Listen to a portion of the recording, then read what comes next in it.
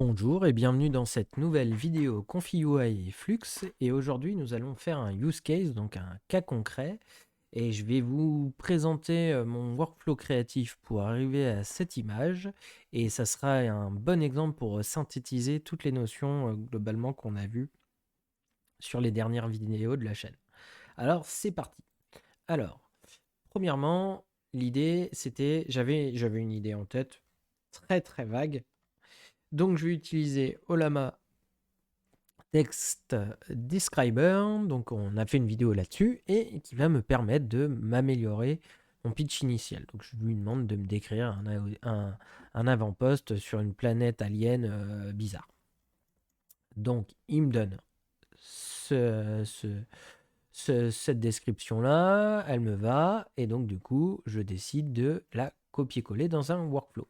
Donc je vais vous donner des petits tips en même temps, comme ça, je pense que c'est ce qui est le plus agréable dans les use cases.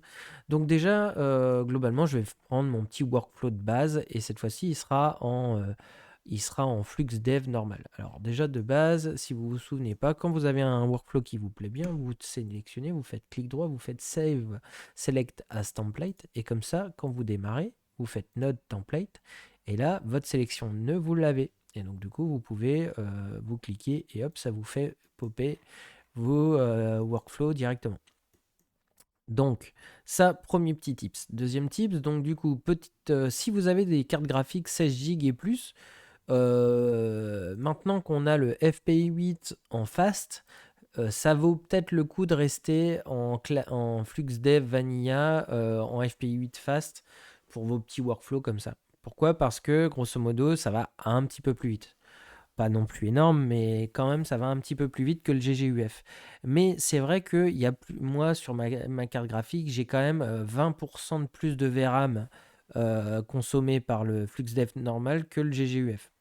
Et donc, du coup, en réalité, si vous êtes en 8 Go de RAM, vous allez swapper si vous êtes avec ce genre de config. Donc voilà, ça c'est le petit tips. Si vous pouvez vous le permettre, maintenant c'est envisageable de récupérer en se mettant en mode fast. Sinon, rester en GGUF, c'est aussi bien. Donc voilà, j'ai petit tips aussi. Moi, le guidance, je l'ai testé à 30. Je l'ai comparé avec 0. Globalement, j'avais le même genre de structure d'image un peu photoréaliste, mais en plus détaillé qu'à 0. Donc quand on monte vers 30, 50, on commence à avoir des choses qui sont finalement peut-être un peu meilleures que 0. C'est à tester. Je ne l'ai pas assez testé pour dire que c'est une généralité. Donc j'avais ce genre de résultats. Ce qui me plaisait pas, c'est que les propositions de Flux étaient toujours un peu les mêmes, sphériques au niveau de la outpost. Donc je me suis dit, il va falloir y mettre un peu plus de personnalité. Et donc du coup, je lui ai mis un LoRa Bee Runner Atmo, qui est un des miens que j'ai fait. Je vous montre le dataset initial. En gros, j'ai récupéré certaines images assez foggy de Andor, plus de Blade Runner, et un petit peu de Prometheus. Donc le but du jeu, c'était d'avoir quelque chose avec du fog, des terrains un peu avec des gravats, des trucs comme ça, et puis un peu de l'architecture un peu hard SF, quoi. Donc voilà. Ceci étant dit, donc du coup j'ai mis mon lore en place, petit trigger word, je l'ai mis à 0.6 après avoir fait des tests. Le max shift est un peu plus haut que la normale et le bass shift aussi, histoire d'avoir un truc un peu crispy. Et voilà le genre de résultat qu'on a. C'est différent, clairement, ça m'intéressait un peu plus. Et ce qui m'intéressait, c'était aussi genre les éléments un peu de rapport d'échelle qui venaient de se créer, qui me plaisaient bien, genre les rambardes, ce genre de choses. Donc, je me suis dit, pourquoi pas? Et maintenant, ce que j'ai fait par la suite, c'est que j'ai appliqué un wave speed sur le même réglage. Pourquoi? Parce que on l'a vu dans les dernières vidéos, ça va me permettre de hacker, bon, d'aller plus vite pour générer une image, certes, mais aussi de jouer sur le start et le end. Donc déjà de base, si je me mets juste à 0.12, en fait, il va simplifier la convergence des steps sur 35 steps, et donc voilà le genre de résultat que j'ai. Ça me plaisait pas mal. C'est-à-dire que j'avais quelque chose qui était un peu plus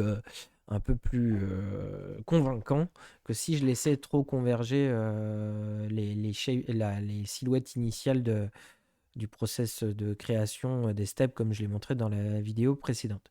Donc voilà. Mais du coup, je vais fine-tuner un petit peu parce que le problème, c'est vraiment Ici, là, on a le genre d'artefact qu'on a quand on met 0 en guidance. Donc du coup, ce que je vais faire, c'est que je vais remettre la même chose, mais cette fois-ci, je vais couper à 0,45. Donc du coup, l'avantage, c'est que je vais gagner en optime sur les 45 premiers pourcents, et après, je vais laisser converger lentement, mais sûrement, comme d'habitude.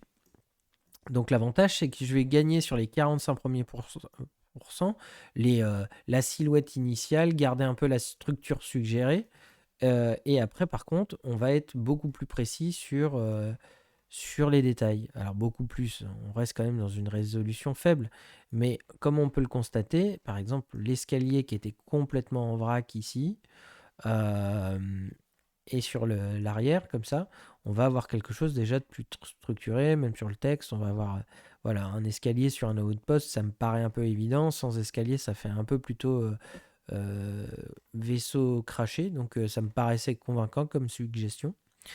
Donc voilà. Donc ça, on a notre structure de base, on est content. Maintenant, ce que je vais faire, c'est que je vais essayer de ramener du détail que sur mon point d'intérêt. Donc pour ça, je vais utiliser je suis allé chercher les modèles, tout ça, je le passe en basic pipe pour utiliser le mask detailer. On l'a déjà utilisé par le passé. L'avantage qu'il a, c'est qu'il vient prendre la bounding box du masque, il vient découper, upscaler la zone pour la mettre à une taille maximale de 1024. Et après, il vient calculer et après, il downsize pour remettre. Donc, grosso modo, c'est un peu comme quand je le fais manuellement avec le workflow de Ace. Mais là, c'est tout concaténé, donc c'est assez pratique. Et donc, du coup, avec un petit denoise, là, l'intérêt, c'est que j'ai un petit denoise à 0.2, donc j'ai besoin de laisser un peu halluciner. Et on va voir le résultat. C'est-à-dire que ça, c'est avant. Et le fait de travailler juste dans la zone, ça me permet comme ça d'affiner ma structure. On le voit surtout en plus sur l'escalier. Et même on le voit sur le texte, ok, il a changé, ça c'était logique, mais on commence à voir des choses qui sont quand même plus détaillées. C'est pas encore parfait, mais c'est plus détaillé, c'est largement suffisant, vous allez le voir. Donc maintenant, mon point d'attention est plus détaillé. Alors, l'étape d'après, ça va être, cette fois-ci, je vais vouloir intégrer du texte. Donc là, on va faire un workflow classique de FluxFill, on l'a vu aussi dans une précédente vidéo, et on va lui intégrer, cette fois-ci, un peu comme le mask detailer, mais cette fois-ci, je le fais à la mano, donc c'est-à-dire avec l'image crop by mask avec resize, comme dans le Ace, justement. Donc du coup, le calcul se fait que dans la zone de mon masque ici, parce que en fait, mon masque a été fait ici, donc j'ai fait un petit padding pour avoir un peu plus de marge. Et voilà le résultat. J'ai le nom de la chaîne sur le bout. Une fois que c'est fait, je décide de faire un upscale. Donc là, on l'a vu il y a fort longtemps, mais Ultimate SD Upscale, et on l'a revu il n'y a pas si longtemps, maintenant que j'y repense.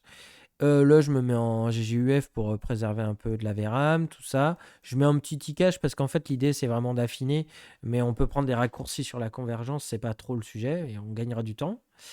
Hop, grosse guidance à 50, c'était pas obligé, mais pourquoi pas. Hop, voilà, détail en 1024 avec force uniforme tile, et j'envoie le résultat. Donc là, on peut voir la différence. Donc il y a un peu d'hallucination, c'est le principe, mais on voit que là, toutes les lignes sont beaucoup plus définies.